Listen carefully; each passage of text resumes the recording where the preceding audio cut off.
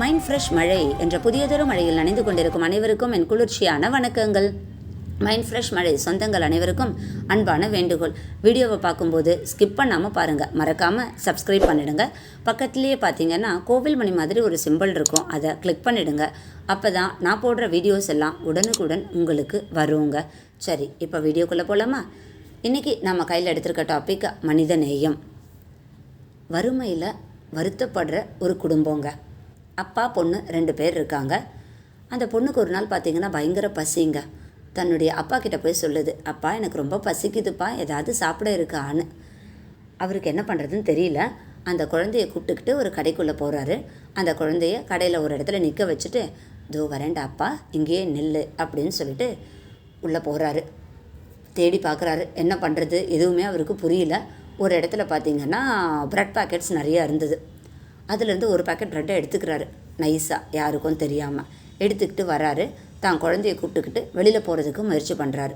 இதை பார்த்துட்டு இருந்த அந்த கடைக்காரர் இவரை கூப்பிடுறாரு, சார் அப்படின்னு.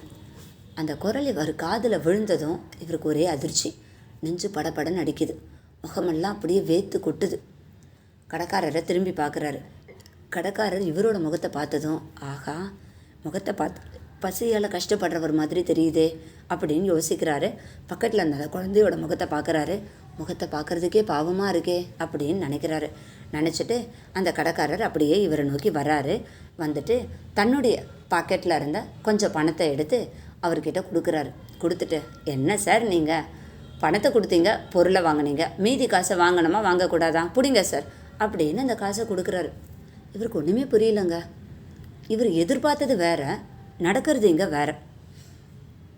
ஒன்றுமே புரியலங்க. அவருக்கு பேச்சே வரலை. நன்றி அப்படின்ற ஒரு வார்த்தையை அவர் சொல்கிறாரு.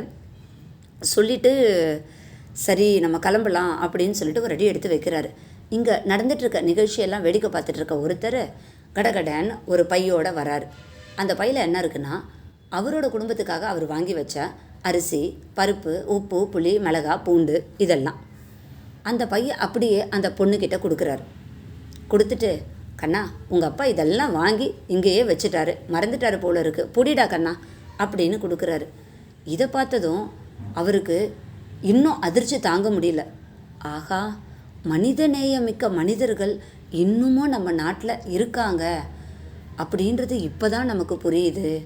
நமக்கு உதவி பண்ணுறதுக்கு கண்டிப்பாக நாட்டில் ஆளுங்க இருக்காங்கன்ற விஷயம் இன்றைக்கி தான் எனக்கு தெரிய ஆரம்பிச்சிருக்கு அப்படின்னு மனசில் நினச்சிட்டு அவங்களுக்கு நன்றி அப்படின்ற வார்த்தையை சொல்லிவிட்டு கண்ணில் கண்ணீரோட கடையை விட்டு வெளியில் வர்றார். வீட்டுக்கு போகிறாரு, திருப்தியாக சாப்பிட்றாரு.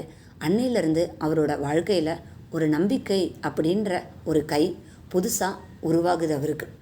அவரோட வாழ்க்கையே மாற ஆரம்பிச்சிருச்சு.